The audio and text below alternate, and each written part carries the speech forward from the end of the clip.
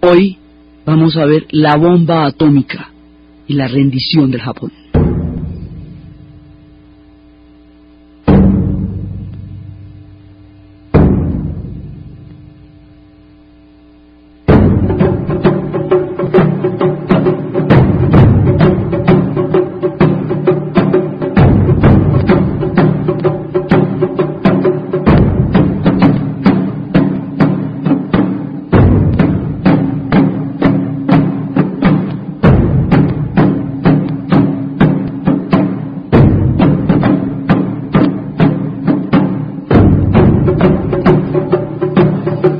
La vez pasada habíamos dejado un avión B-29 sobrevolando sistemáticamente sobre Hiroshima, sobre el área de la ciudad de Hiroshima, a una determinada hora de la tarde, de manera tal que se les fue acostumbrando a ver un avión a gran altura, solitario, y que eso no despertara voces de alarma entre la población.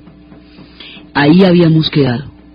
Pero antes de esto, pasaron dos cosas de gran trascendencia, una de las cuales va a determinar esta decisión. Son contradictorias entre sí, porque el final de la Segunda Guerra Mundial va a ser muy contradictorio. Va a estar lleno de cosas terribles también, y de grandes pesadumbres, y de lecciones históricas y de profundas contradicciones. Por un lado, ha tenido lugar una conferencia en San Francisco que da nacimiento a las Naciones Unidas. Esa conferencia dice: nosotros, los pueblos de las Naciones Unidas, decididos a salvar las generaciones futuras del azote de la guerra, que 2 veces en nuestras vidas ha infligido desgracias sin cuento a la humanidad, reafirmamos nuestra fe en los derechos humanos fundamentales, en la dignidad y el valor de la persona, en la igualdad de los derechos de hombres y mujeres, y en todas las naciones grandes o pequeñas. Establecemos las condiciones bajo las cuales la justicia y el respeto por las obligaciones que se derivan del cumplimiento de los tratados y otras fuentes del derecho internacional puedan ser sostenidos. Promoveremos el progreso social, la mejora del nivel de vida del marco de libertades ampliadas. Practicaremos la tolerancia y la convivencia de los unos con los otros como buenos vecinos. Aunaremos nuestros esfuerzos para mantener la paz y la seguridad internacional. Haremos que, por la aceptación del principio y el establecimiento de mecanismos adecuados, la Fuerza Armada jamás llegue a usarse excepto en el interés de todos. Emplearemos los mecanismos internacionales para el bien del progreso social y económico de todos los pueblos, y así hemos decidido agrupar nuestros esfuerzos para el logro de estos objetivos acordados en la presente Carta de las Naciones Unidas, estableciendo una organización internacional que se conocerá como Naciones Unidas. Esta es la Carta de 19 capítulos de 1945 en la Conferencia de San Francisco. Las Naciones Unidas van a estar conformadas por los países que vencieron la guerra, y van a estar excluidos los países que fueron los agresores. Y va a tener un mecanismo que se llama el Consejo de Seguridad. El Consejo de Seguridad es un organismo que tiene derecho a vetar las resoluciones que se tomen, pero no las discusiones. Es decir, la Asamblea General puede discutir todos los asuntos como quieran. Esa Asamblea va a tomar una resolución. Esa resolución puede ser o no vetada por el Consejo de Seguridad. El Consejo de Seguridad está conformado por los Estados Unidos, por la Unión Soviética. Francia va a entrar. Francia se logró hacer valer hasta llegar al Consejo de Seguridad. Inglaterra, en un principio, está Inglaterra, después entrará China, pero en un principio está la Gran Bretaña también, pues desde el principio. Y la idea es que el Consejo de Seguridad es el que tiene la capacidad de vetar las resoluciones. Esto suena excluyente en términos en que las mismas potencias son las que pueden vetar las resoluciones que tome la Asamblea General. Fue un mecanismo que se hizo para hacerlo, digamos, ágil y operativo en términos de darle un poder real a las potencias en lo que es el establecimiento de la ONU, porque se consideraba que la Sociedad de las Naciones, su antecesora, que se había disuelto en las posprimerías de la Primera Guerra Mundial, no tenía mecanismos que permitieran concretar los debates. Entonces decían pues que todos decidían al mismo tiempo, entonces finalmente era muy difícil que llegara a establecerse una decisión unánime por un lado, y por el otro lado no había una operatividad en términos de los que realmente tenían un peso específico. Entonces se sienta la gente que se considera que tiene un peso específico, y ese es el caso de los anteriormente nombrados, pero tienen votos diferentes. La Unión Soviética tiene 3 votos. Esos 3 votos incluirían a Rusia, Ucrania y Bielorrusia. Y los 3 votos de los Estados Unidos quiso incluir a Argentina, lo cual dividía a las naciones porque Argentina estaba bajo el régimen de Perón y Perón había sido parte había sido un partidario del eje. Entonces, empiezan las Naciones Unidas y empiezan como una manera de garantizar la universalidad de los derechos humanos. Tienen el organismo de control que es el Consejo de Seguridad, que es el que decide finalmente qué se va a hacer y qué no se va a hacer sobre lo que se ha discutido y votado en la Asamblea General. Ahí, digamos, hay un mecanismo de poder intrínseco desde el principio. Y en ese momento la universalidad de los derechos humanos es muy importante, porque eso es el reconocimiento de que se han trascendido límites demasiado aterradores y que hay que volver a los principios de los derechos humanos como directriz para regir el mundo. Eso es fundamental.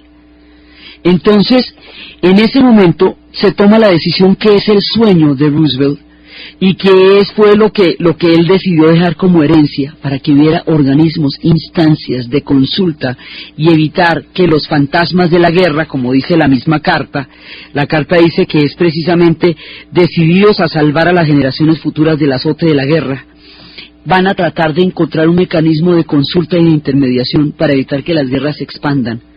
Y ese es el sentido que tiene las Naciones Unidas.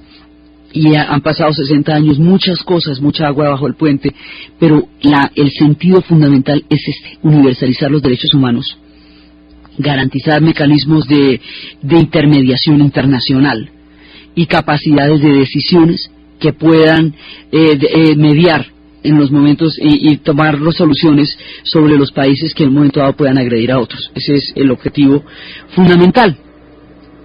Entonces, esa fue la Carta de las Naciones Unidas. Pero como el final de la guerra es tan contradictorio, también va a haber una conferencia que es la conferencia de Potsdam. La conferencia de Potsdam, todo esto es antes de la decisión de lanzar la bomba atómica. La conferencia de Potsdam va a ser en julio, es la continuación de la de Yalta, y la conferencia de Potsdam tiene como objetivo discutir, digamos, afirmar lo que se pactó en Yalta. Pero va a haber una cantidad de tensiones ahí. Va a haber tensiones porque en la conferencia de Potsdam ya está instalada la Guerra Fría. Digamos, ahí se sientan las bases de lo que va a ser la Guerra Fría. En la conferencia de Potsdam, en el principio está Churchill, pero inmediatamente después lo llaman de Londres. Las elecciones van a tener curso en ese momento en Inglaterra, y es cuando decimos que el hombre que los llevó a la victoria no va a ser el hombre que los lleve a la paz. En ese momento Churchill pierde las elecciones y Clement Attlee lo va a reemplazar en Yalta.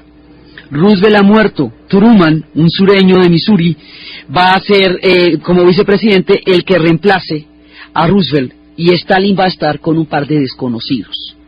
Se sientan a debatir lo que se va a decir en Yalta, en Potsdam. Hay sobre las decisiones que se habían comentado en el asunto de la servilleta, y hay un montón de inconsistencias ahí. Unos dicen que entendieron mal los acuerdos de Yalta, que no están haciendo las cosas como se dijeron. Ahí empieza, digamos, a haber una interpretación diferente sobre lo que se pactó en Yalta. Y la Unión Soviética quiere hacer valer también su dominio territorial, y los Estados Unidos están en la negociación cuando le llega en ese momento un telegrama de afán a Truman que le dice: el bebé ha nacido bien. Ese telegrama significa que el experimento de la bomba atómica, como habíamos visto, ya estaba funcionando. Cuando Truman sabe que la bomba atómica está funcionando, en ese momento sabe que no necesita la ayuda de la Unión Soviética para derrotar a Japón, porque todas las concesiones que se hicieron en Yalta para la Unión Soviética y el gran terreno que logró sacar Stalin de esa cumbre eran importantes porque necesitaban a la Unión Soviética para derrotar a Japón. Había caído Alemania, pero todavía faltaba Japón. Pero ahora, con la bomba atómica, no van a necesitar la ayuda de la Unión Soviética. Al no necesitar la ayuda de la Unión Soviética, y al tener todos estos resquemores, porque Polonia no fue invitada a las Naciones Unidas porque estaba invadida por Rusia, y Rusia decía que cómo así que ella en Yalta le había concedido a Grecia, y Grecia sí era parte de las Naciones Unidas y Polonia no. Entonces le dijeron, es que Polonia es lo mismo que la Unión Soviética porque usted la tiene invadida, necesitamos una Polonia libre. Entonces ahí hay una cantidad de cosas que ya no van a negociar o no están interesados en negociar con la Unión Soviética porque ya no es vital para ellos que la Unión Soviética los ayude a terminar la guerra con Japón. Eso le da a Estados Unidos una capacidad de negociación inmensa, lo convierte en una potencia, pone a la vista el fin de la guerra. Ese telegrama cambia el curso de la negociación de la conferencia de Potsdam. Con ese telegrama ya la cosa queda muy a favor de los Estados Unidos y ahí es cuando empiezan a negociar duro. Y es cuando se va tomando, digamos, el punto de partida para la decisión de la bomba atómica. Ahí se decide la división de Alemania en las 4 zonas. En la zona francesa, en la zona británica, en la zona norteamericana y en la zona soviética. Ahí se decide la desnazificación de Alemania y la desmilitarización de Alemania. Y se decide que no se acepta sino la rendición incondicional de Japón. Esos son como digamos los puntos fundamentales que se deciden en la conferencia de Potsdam. Entonces mire cómo es de contradictorio el fin de la guerra, que antes de tomar del estallido de la bomba atómica, por un lado se hacen las Naciones Unidas y por un lado y la vinculación universal, el carácter universal vinculante de los derechos humanos, y por el otro lado se generan las condiciones en la conferencia de Potsdam para tomar la decisión de la bomba atómica. Y en la conferencia de Potsdam también se decide que va a haber cosas que no pueden hacerse, que aunque la guerra sea atroz, la guerra debe tener reglas, que hay cosas que no deben permitirse, que hay cosas que deben castigarse ejemplarmente, porque la humanidad no debe incurrir en ellas. La guerra debe tener reglas. No se puede usar armas químicas, ni armas indiscriminadas. Y esta conciencia histórica de que la guerra tiene reglas es lo que va a llevar al posterior proceso de Nuremberg, los juicios de Nuremberg, que van a ser la valoración histórica de las atrocidades que se cometieron, y es donde se va a dar la dimensión del Holocausto, la verdadera dimensión del Holocausto. Entonces, estos son decisiones que se toman en Potsdam, pero es un criterio de que la guerra tiene límites y que hay cosas que no se deben hacer, y sin embargo, a pesar de que este criterio va a llevar a los juicios de Nuremberg, a pesar de las lecciones morales tan importantes que se pretenden sacar, se va tomando el elemento de la decisión de lanzar la bomba atómica sobre Japón, que en rigor sería contrario a todo lo que se ha dicho, porque se sabe que es un arma de una capacidad de destrucción como ninguna otra en la humanidad, y para esto también debería haber reglas. Esto queda dentro de los horrores que nunca deberían haber pasado en la humanidad, y sin embargo estamos en el momento de los vencedores, y la decisión se toma. Entonces la decisión se toma porque geopolíticamente hablando resulta mágica. Resulta mágica porque les elimina el problema de tener que pactar con la Unión Soviética cuando la Unión Soviética se les está antojando un rival de gran peso para el mundo de la posguerra. Les elimina el costo político a los norteamericanos de tener que llevar una cantidad de bajas, cientos de Okinawas era su definición, cientos de Okinawa. Okinawa era la medida de la ferocidad de un combate que ellos no deseaban repetir, la batalla de Okinawa. Vamos a evitar cientos de Okinawas, vamos a salvar vidas norteamericanas, porque esas eran las que quedaban en ese momento. Entonces geopolíticamente quedaría Estados Unidos como una potencia, de una vez a la Unión Soviética también le quedaría claro cómo sería como el talante de las cosas. Es una solución que aparentemente, logra darle una salida a este pedazo del telón final de la guerra. Entonces, desde el punto de vista geopolítico, esto resulta de lo más conveniente. De todas maneras, se lo va a comentar, Truman se lo alcanza a comentar a Churchill, y se lo alcanza, y bueno, no hay problema. Entonces van a hacer todo esto. La bomba atómica originalmente se había concebido para ser empleada contra los alemanes. pero no alcanza a estar, los alemanes, ya ha caído Alemania, entonces se piensa en que va a ser sobre Japón, que se va a utilizar y que esto va a resolver todo el engranaje geopolítico del fin de la Segunda Guerra Mundial. Un comité evaluador ha descartado el efecto de demostración sobre una isla deshabitada como un paso previo a utilizar la bomba sobre la población. Entonces el efecto de demostración ni siquiera se intentó. Se había invertido demasiado en el proyecto Manhattan como para no utilizarlo como arma de guerra contra Japón. Había intereses de todas clases, geopolíticos, económicos, militares, digamos, una multicantidad de causas que no se pueden atribuir a una sola, van a llevar a esta decisión, y cuando el comité decide que descarta el efecto de demostración, y militarmente deciden que después de toda esa inversión, eso mejor dicho, ¿para qué va a perder la plática de una vez la echan sobre la población, que es como lo más aterrador de todo? Después de todo eso, las cosas están dadas para ver el curso de ese avión B-29 que sigue recorriendo sistemáticamente en la tarde los cielos del área de Hiroshima.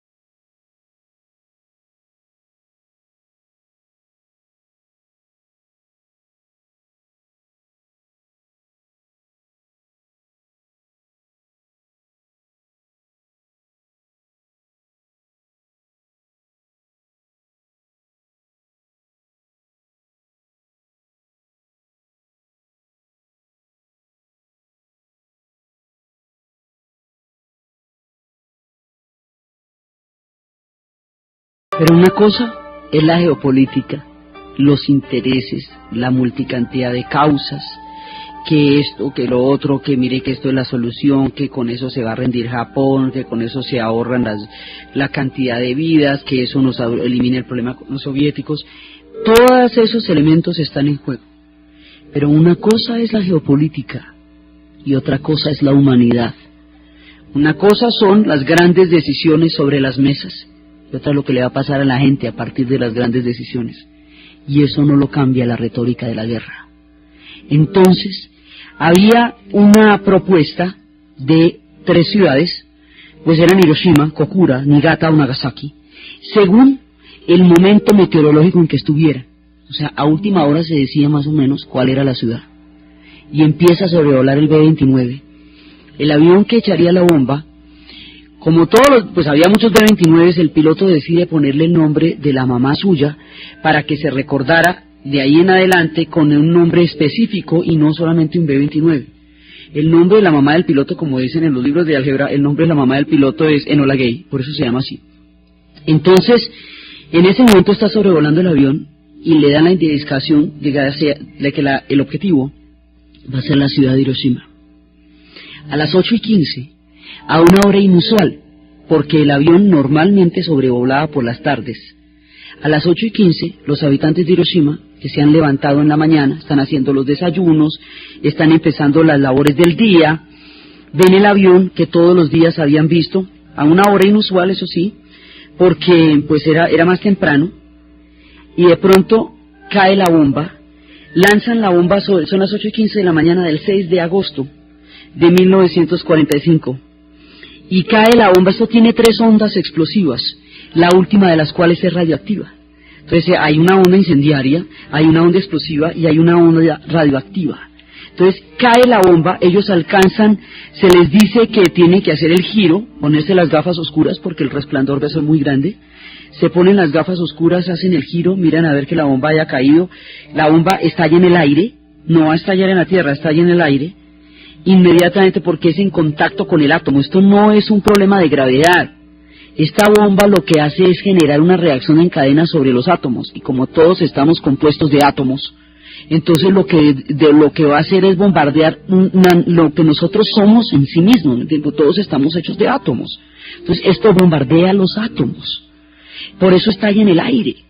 Entonces cuando estalla, empiezan las llamas de color azul y rojo, seguidas del espanto de los truenos insoportables, luego las oleadas de calor empiezan a caer sobre Hiroshima y lo van arruinando todo, y una montaña de nubes se va a remolinar sobre el cielo. Y en el centro de la explosión aparece un globo así gigantesco, y una ola gaseosa de 750 kilómetros por hora barre la distancia de 6 kilómetros de radio. 10 minutos después de la primera explosión, cae una lluvia negra y pesada que cae sobre el noreste de la ciudad. Y después de esto viene el estrépito de la explosión. Entonces, en ese momento ha caído la bomba atómica y queda arrasada la ciudad de Hiroshima. Muchas veces, a lo largo de todo el siglo XX y el comienzo de lo que lleva, hemos visto estas imágenes. Y los efectos de la radiación ya los hemos visto muchas veces, y cómo quedó todo, y lo que pasó, porque es que además la gente no va a morir inmediatamente. Hay una cantidad de gente que muere inmediatamente, pero es que hay otros que van a morir a las 2 semanas, o a los 6 meses, o a los 3 años, a los 10 años, a los 20 años, todavía hay gente.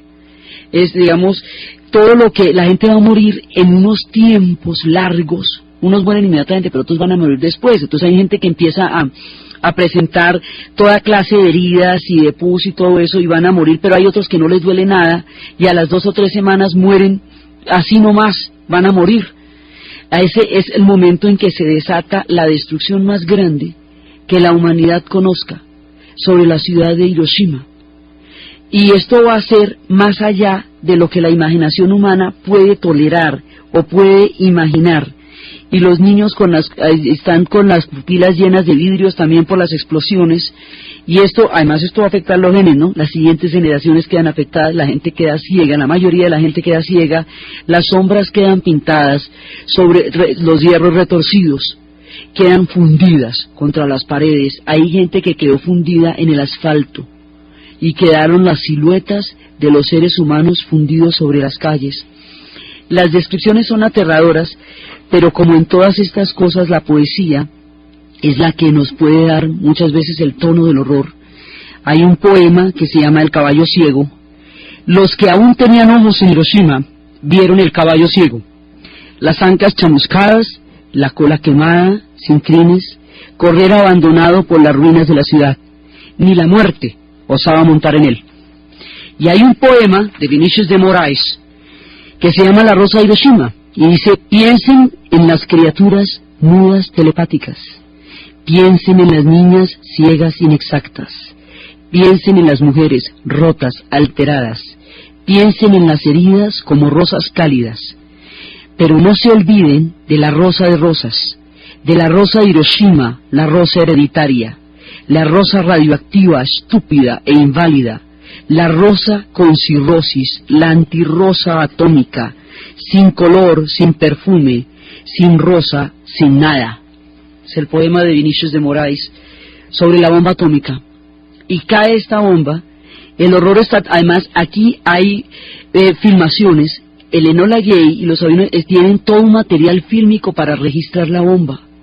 Se hizo sobre Hiroshima porque esta ciudad nunca había sido bombardeada, y de esa manera se podía medir con todo el impacto el carácter experimental de la bomba atómica. Ese carácter experimental, esa curiosidad científica, ese saber qué pasa con la radiación y el utilizar a la ciudad de Hiroshima para averiguar ese chisme, es absolutamente criminal. Y hay un carácter experimental aquí, por eso no se hizo el efecto de demostración, para saber qué pasaba sobre los seres humanos, y ahí se trasciende la ira de Dios, porque son cosas que no puede perdonar el espíritu humano, y se hace sobre Hiroshima. Y como esto es una operación ya calculada, 2 días después, sin ninguna necesidad, pero sin ninguna necesidad, porque es que esto no altera nada, no cambiaba nada, se lanza la bomba sobre Nagasaki. La bomba de Nagasaki no tiene ninguna necesidad de usarse, no sirve ya de nada, ya no cambia la guerra, ya está hecho lo que está hecho, y se lanzó la bomba de Nagasaki, si alguna justificación histórica tiene Hiroshima, Nagasaki no tiene ninguna. Nagasaki es un crimen contra toda la humanidad, crimen de vencedores. Cuando la luz y la esperanza de las Naciones Unidas y la internacionalización de los derechos humanos acababan de ser aprobados como un carácter universal y vinculante, como un referente ético de lo que debía ser de ahí en adelante el mundo que emergiera de las cenizas de la Segunda Guerra Mundial, y se lanzó Nagasaki. Entonces, en ese momento, Japón todavía no comprende lo que ha pasado, porque es que eso no tiene ningún antecedente. No tiene ninguna manera de ser comprendido lo que ha pasado en ese momento. Y todas las filmaciones que existen sobre la bomba y toda la cantidad de material que hemos visto a lo largo de los años es porque esto tenía un carácter experimental militar y era importante saber con detalle qué tipos de efectos tenían. Esa es la parte aterradora, porque si no, ¿quién va a filmar eso? No ve que ni siquiera sabían que eso podía suceder. Es que la filmación era parte de la superproducción de la bomba atómica. Y la superproducción de la bomba atómica era el lanzamiento de las potencias, como Estados Unidos como la potencia hegemónica de la Segunda Guerra Mundial. Era un efecto de intimidación que tenían sobre la Unión Soviética para decirle cómo era que iban a quedar las cosas. Era un efecto de demostración sobre el pueblo de Japón, directamente sobre la gente, eludiendo la posibilidad de haber hecho siquiera un paso previo, sin ningún aviso. Y de ahí en adelante empieza la tragedia sobre Japón. Los japoneses son el pueblo del sol naciente. La bomba atómica es la fuerza más terrible del sol. Los hijos de Amaterasu, la diosa del sol, fueron aplastados por la fuerza del sol. Oppenheimer había dicho cuando el experimento había estallado en el Álamo, que había visto los 1000 soles del Bhagavad Gita y que había contado cómo yo me he transformado en la muerte a través de los 1000 soles, decían citando el Bhagavad Gita. Y en este momento los pueblos del sol van a ser calcinados por la fuerza misma del sol. La condición va a ser aterradora. Nadie se imagina cuando logran llegar a la ciudad. No había puntos de referencia ya. Todo había quedado destruido, no había cómo orientarse. Y la gente que aparentemente no sentía nada va a empezar a morir inmediatamente. Y es cuando aparece la historia de la niña que tuvo leucemia. Inmediatamente esto va a desatar una cantidad de casos de leucemia. Ella no quiere morir. Y le dice a la maestra que no quiere morir. Y la maestra le dice a los niños que hagan grullas de origami. Las grullas son el símbolo de la inmortalidad. Que hagan grullas de origami para que la niña se salve. En ese momento no había una cura contra la leucemia. Hiroshima empezará una de los experimentos más impresionantes para curar la leucemia. De ahí en adelante eso se volvería un hito en la ciudad, pero en ese momento no había cura para la leucemia. La niña va a morir y los niños hacen las grullas.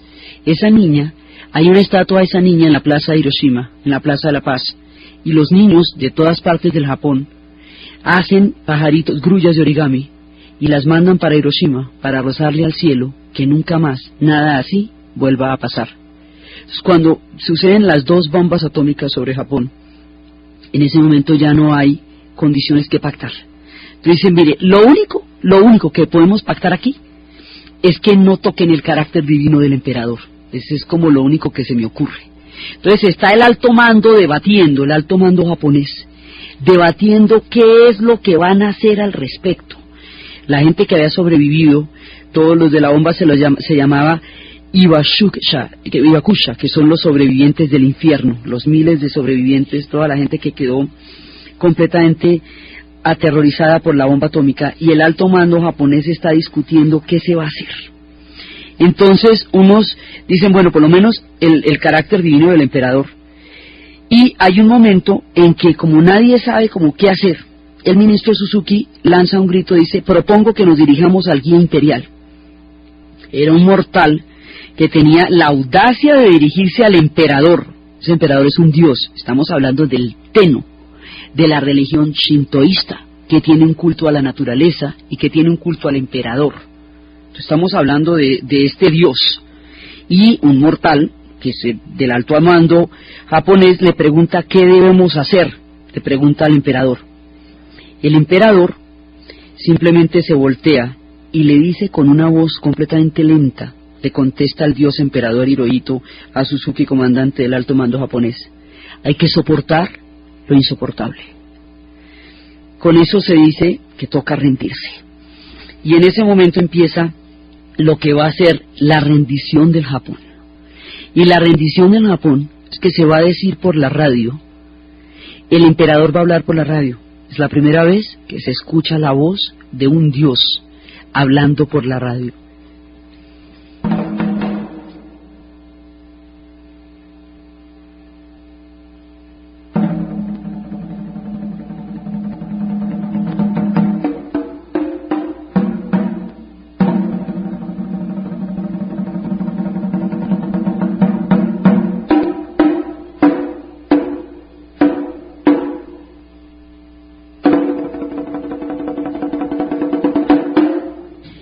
El 15 de agosto se anuncia en todas las ciudades del Japón que el emperador hablará al mediodía y todo el mundo debe estar escuchando su voz.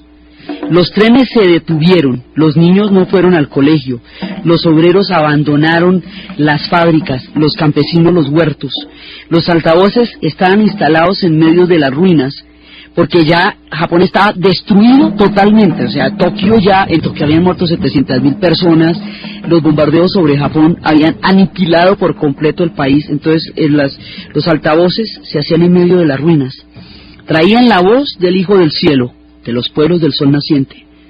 Los hombres se pusieron sus trajes de boda, a mediodía sonaron las sirenas, la radio difundió el himno nacional, el Kamiyago, y era la primera vez que ellos escucharon la voz del emperador, y él dijo lo siguiente: el enemigo, decía la voz sagrada, ha empezado a utilizar una bomba nueva de una crueldad inaudita, cuya potencia de destrucción es incalculable.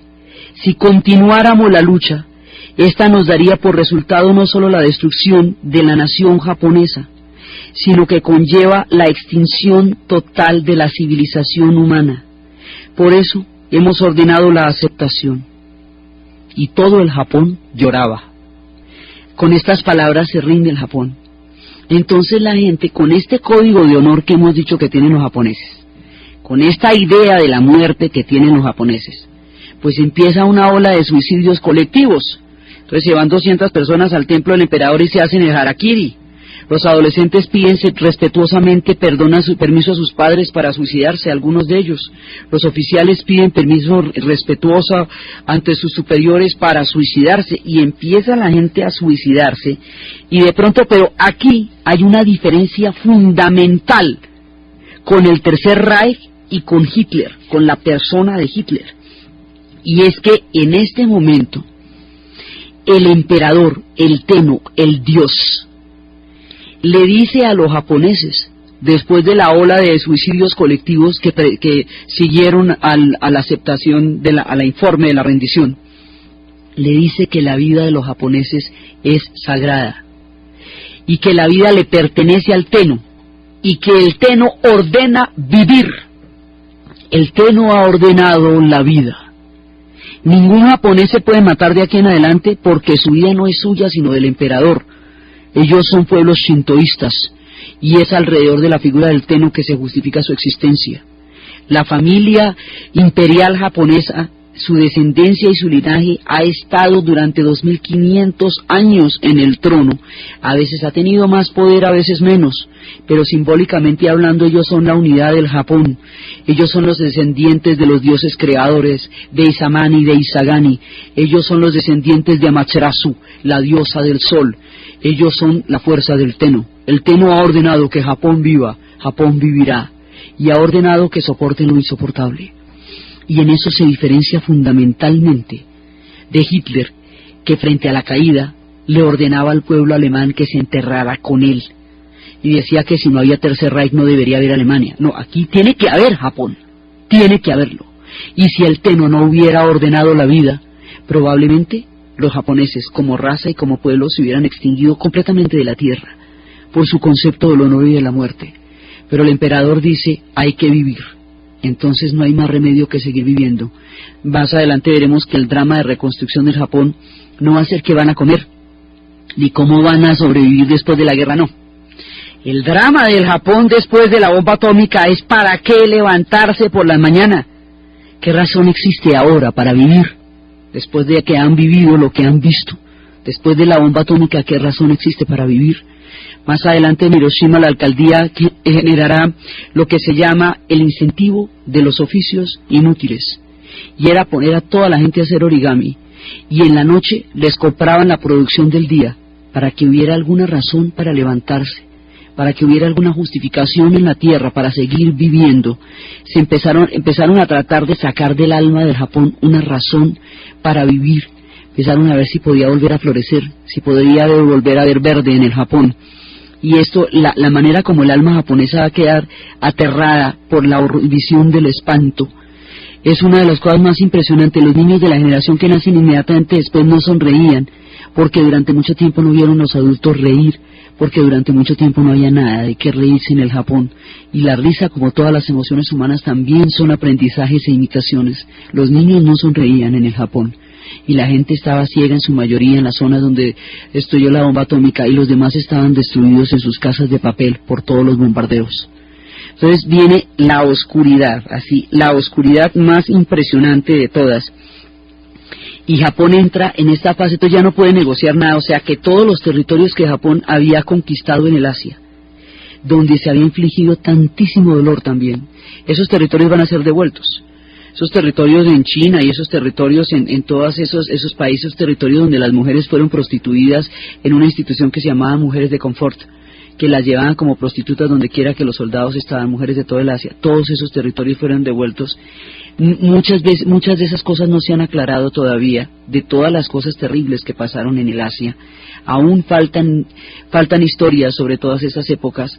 Japón queda completamente aniquilado, pues queda destruido, pero tiene la posibilidad de salvarse, porque el Tenno salva a su pueblo a través de la orden de vivir. Porque si no, ¿usted qué cuento les echa? Si les ha dicho que la rendición es peor que la muerte, y que el honor es la única razón para vivir, ¿cómo les echa el cuento de que rindió? Me ha dicho, tiene que decirles algo que vaya por encima de todo, y el algo que va por encima de todo es: yo ordeno vivir. Entonces en ese momento los norteamericanos van a entender que no pueden tocar el carácter divino del emperador, porque se desintegra toda la sociedad japonesa y probablemente se extingue. Y eso es lo que hacen que respete el carácter divino, lo único que se podía negociar de un país que lo había perdido todo. Pero el asunto con la bomba atómica es que ahí, en ese instante, se transgredió el límite de toda la posibilidad humana. Ahí nos encontramos con fuerzas que nunca hemos debido conocer. Ahí nos metimos como humanidad y como especie con algo que está muy por encima de la evolución espiritual del hombre moderno. O sea, la humanidad en su conjunto no tiene de ninguna manera cómo comprender espiritualmente las fuerzas que ha desatado con el átomo. Su nivel de civilización aún no es lo suficientemente elaborado para saber qué hacer con esto, porque la ciencia tiene la capacidad de desarrollar los problemas que le competen, cómo, hacia dónde y de qué manera se pueden hacer los experimentos del átomo, pero la ciencia no tiene la posibilidad de solucionar el problema de la existencia humana. El problema de la existencia humana lo soluciona el hombre mismo con su conciencia ética. La ciencia no puede decir dónde parar, a dónde seguir, hasta dónde, con qué fines, de qué manera, ni sobre quiénes. No, eso la ciencia no lo hace, eso lo hace el hombre. Entonces, en el momento en que se estalla la bomba atómica, empiezan a hacer la generación del aquí y el ahora, porque la posibilidad del no futuro empieza a volverse una cotidianidad. La espada de Damocles ha caído sobre las civilizaciones humanas, en la carne desgarrada de los pueblos del Japón, de la gente de Hiroshima y Nagasaki. Entonces, ahí nos metemos con cosas de una seriedad que esto hace que el fin de la Segunda Guerra Mundial tenga un sabor profundamente amargo, porque ya estamos a las puertas de la rendición, pero ¿a qué costo? Al costo de una bomba atómica. Y el hombre, en lugar de aprender de los horrores de lo visto, se entusiasma y luego se va a dar una carrera armamentista insana y demencial que va a caracterizar la Guerra Fría. De la bomba atómica no se puede defender nadie. Usted no puede defenderse de una bomba atómica, lo que puede hacer es atacar al otro. Como le pasa al famoso cuento del señor que se le aparece un genio y le dice que le da todo lo que le conceda, pero al vecino le da el doble. Entonces le dice que hay un carro, sí, pero 2 para mi vecino. Una casa, sí, pero 2 para mi vecino. Y se pone a pensar y termina diciéndole: sáqueme un ojo. Entonces, pues, las defensas nucleares son esas. Nadie puede impedir que caiga una bomba atómica. Lo que pasa es que usted le puede lanzar la bomba atómica suya al otro para que también muera. Sáqueme un ojo. O sea, inclusive después de muerto usted. Eso no es ninguna defensa. Nadie sabe cómo defenderse de una bomba atómica. No hay remedio, no hay cura, no hay nada para la bomba atómica. Por eso es que nosotros no tenemos la capacidad espiritual de entender esas fuerzas. Y con este capítulo tan aterrador es que llega la rendición del Japón. Por eso el final de la guerra tiene un sabor tan amargo. Porque lo que se acaba de ver, y eso que todavía no faltan los procesos de Nuremberg, cuando se mire cómo son las verdaderas dimensiones del holocausto. Entonces, llegamos al Missouri, ya el día de la rendición. En el barco del acorazado insignia, pues el más grande, el portaaviones más grande que tiene los Estados Unidos, allá se van a reunir. Se van a reunir en esa mañana, se van subiendo al acorazado, y allá están británicos, está MacArthur, están oficiales de Australia, oficiales de las zonas del Pacífico, todos están allá reunidos, y va a empezar el proceso de la rendición.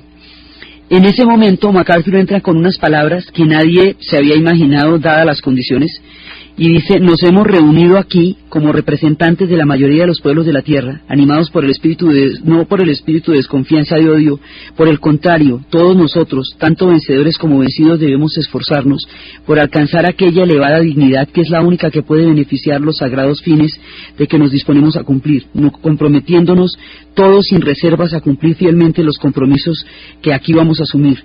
Es mi más fervorosa esperanza, y ciertamente la esperanza de toda la humanidad, que esta solemne ocasión nazca de la sangre y las matanzas del pasado un mundo mejor, un mundo fundado en la fe y la comprensión, un mundo consagrado a la dignidad del hombre y al cumplimiento de los profundos anhelos, la libertad, la justicia y la tolerancia. Pero después de una bomba atómica esto queda muy curioso. Entonces están sentados allá los del alto mando japonés, a bordo del Missouri, firmando las condiciones de rendición.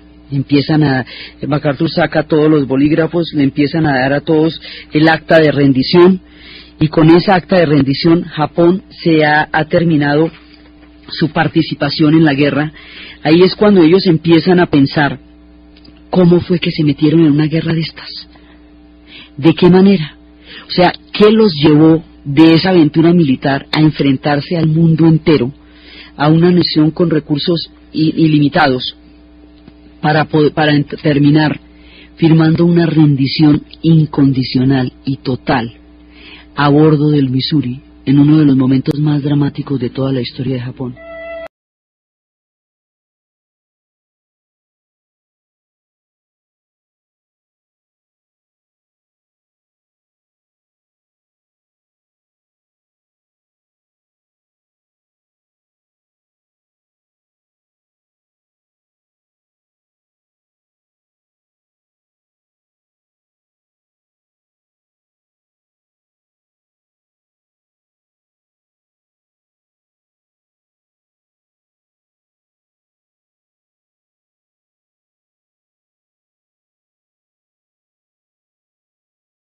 Esta pequeña nación pobre había caído en la temeridad de declarar una guerra contra el mundo entero, contra las naciones más grandes. Era Japón solo contra el mundo.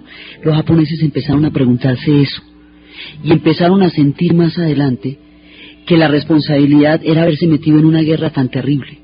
El país de los cerezos se había metido en el conflicto más grande y había experimentado un dolor absolutamente aterrador, y la ciudad de las aguas, como se llama a Hiroshima, había conocido los límites del horror. Japón terminaba su participación en la Segunda Guerra Mundial con un episodio del que la humanidad no tiene aún, como de muchos otros, la suficiente comprensión ética, existencial e histórica para poder valorar con una certeza posible lo que pasó y lo que significó en ese momento la bomba atómica, y lo que significa haberla trascendido y haber utilizado la bomba atómica sobre el Japón y haberlos hecho rendirse de esta manera. Entonces ya no necesitaban de nadie, y con la rendición del Japón, esta es la ceremonia. Después, con la rendición del Japón, va a terminar la Segunda Guerra Mundial. O sea, la Segunda Guerra Mundial termina con la rendición incondicional. En septiembre se hace el acta ya oficial, Y ahí, cuando se hace el acta oficial, ha terminado la Segunda Guerra Mundial. Pero quedan muchas cosas todavía. Termina así, de esta manera, termina de la peor manera posible. O sea, era una guerra que había que ganar. No hay ninguna duda de eso. Eso, mejor dicho, no es un postulado que se pueda cuestionar. Y había que derrotar al Japón y había que derrotar a Alemania. Y de eso no hay tutía que valga. Pero así, de esta manera, había que reducirlos a cenizas sin antes haberles advertido. Con un sabor terriblemente amargo termina la Segunda Guerra Mundial, y por la amargura del sabor con que termina la guerra, las generaciones todavía se estarán preguntando y nos preguntamos aún cómo fue que pasó. Pero nuestro relato no termina con el fin de la Segunda Guerra Mundial, porque nos faltan, por un lado, los procesos de Nuremberg, la valoración ética del Holocausto y las reglas de la guerra, y por otro lado la reconstrucción europea y la Guerra Fría. La reconstrucción europea es lo que fundamenta las lecciones históricas de lo aprendido, las lecciones del odio, lo que serán el pacto y el carbón y el acero para que Alemania y Francia no se enfrenten nunca más, lo que será toda una nueva visión del mundo que renacerá sobre las cenizas. Y es donde están las lecciones importantísimas y valiosas, y el mundo como hoy lo conocemos está en esa fase. Entonces, nosotros vamos a ver en el siguiente programa los procesos de Nuremberg. Este final de la guerra está lleno de espantos, porque la mejora del nivel de vida del marco de libertades ampliadas. Practicaremos la tolerancia y la convivencia de los unos con los otros como buenos vecinos. Aunaremos nuestros esfuerzos para mantener la paz y la seguridad internacional. Haremos que, por la aceptación del principio y el establecimiento de mecanismos adecuados, la Fuerza Armada jamás llegue a usarse excepto en el interés de todos. Emplearemos los mecanismos internacionales para el bien del progreso social y económico de todos los pueblos. Y así hemos decidido agrupar nuestros esfuerzos para el logro de estos objetivos acordados en la presente Carta de las Naciones Unidas, estableciendo una organización internacional que se conocerá como Naciones Unidas. Esta es la Carta de 19 capítulos de 1945 en la Conferencia de San Francisco. Las Naciones Unidas van a estar conformadas por los países que vencieron la guerra, y van a estar excluidos los países que fueron los agresores. Y va a tener un mecanismo que se llama el Consejo de Seguridad. El Consejo de Seguridad es un organismo que tiene derecho a vetar las resoluciones que se tomen, pero no las discusiones, difícil que llegara a establecerse una decisión unánime por un lado, y por el otro lado no había una operatividad en términos de los que realmente tenían un peso específico. Entonces se sienta la gente que se considera que tiene un peso específico, y ese es el caso de los anteriormente nombrados, pero tienen votos diferentes. La Unión Soviética tiene 3 votos. Esos 3 votos incluirían a Rusia, Ucrania y Bielorrusia. Y los 3 votos de los Estados Unidos quiso incluir a Argentina, lo cual dividía a las naciones porque Argentina estaba bajo el régimen de Perón y Perón había sido había sido un partidario del eje. Entonces, empiezan las Naciones Unidas y empiezan como una manera de garantizar la universalidad de los derechos humanos. Tienen el organismo de control que es el Consejo de Seguridad, que es el que decide finalmente qué se va a hacer y qué no se va a hacer sobre lo que se ha discutido y votado en la Asamblea General. Ahí, digamos, hay un mecanismo de poder intrínseco desde el principio. Y en ese momento la universalidad de los derechos humanos es muy importante, porque eso es el reconocimiento de que se han trascendido límites demasiado aterradores. Es decir, la Asamblea General puede discutir todos los asuntos como quieran. Esa Asamblea va a tomar una resolución. Esa resolución puede ser o no vetada por el Consejo de Seguridad. El Consejo de Seguridad está conformado por los Estados Unidos, por la Unión Soviética. Francia va a entrar. Francia se logró hacer valer hasta llegar al Consejo de Seguridad. Inglaterra, en un principio, está Inglaterra, después entrará China, pero en un principio está la Gran Bretaña también, pues desde el principio. Y la idea es que el Consejo de Seguridad es el que tiene la capacidad de vetar las resoluciones. Esto suena excluyente en términos en que las mismas potencias son las que pueden vetar las resoluciones que tome la Asamblea General. fue un mecanismo que se hizo para hacerlo, digamos, ágil y operativo en términos de darle un poder real a las potencias en lo que es el establecimiento de la ONU, porque se consideraba que la Sociedad de las Naciones, su antecesora, que se había disuelto en las posprimerías de la Primera Guerra Mundial, no tenía mecanismos que permitieran concretar los debates. Entonces decían pues que todos decidían al mismo tiempo, entonces finalmente era muy difícil. Hemos quedado. Pero antes de esto pasaron dos cosas de gran trascendencia, una de las cuales va a determinar esta decisión. Son contradictorias entre sí, porque el final de la Segunda Guerra Mundial va a ser muy contradictorio, va a estar lleno de cosas terribles también y de grandes pesadumbres y de lecciones históricas y de profundas contradicciones. Por un lado, ha tenido lugar una conferencia en San Francisco que da nacimiento a las Naciones Unidas. Esa conferencia dice: nosotros, los pueblos de las Naciones Unidas, decididos a salvar las generaciones futuras del azote de la guerra, que 2 veces en nuestras vidas ha infligido desgracias sin cuento a la humanidad, reafirmamos nuestra fe en los derechos humanos fundamentales, en la dignidad y el valor de la persona, en la igualdad de los derechos de hombres y mujeres, y en todas las naciones grandes o pequeñas. Establecemos las condiciones bajo las cuales la justicia y el respeto por las obligaciones que se derivan del cumplimiento de los tratados y otras fuentes del derecho internacional puedan ser sostenidos. Promoveremos el progreso social. Hoy vamos a ver la bomba atómica y la rendición del Japón.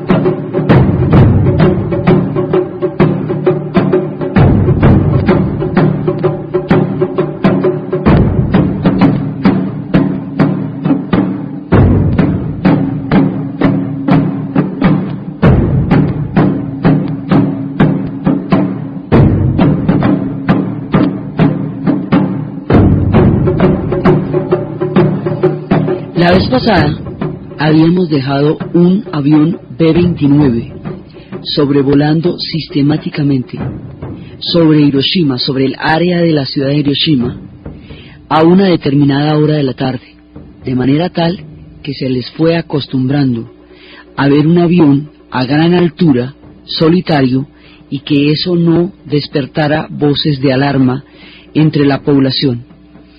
Ahí había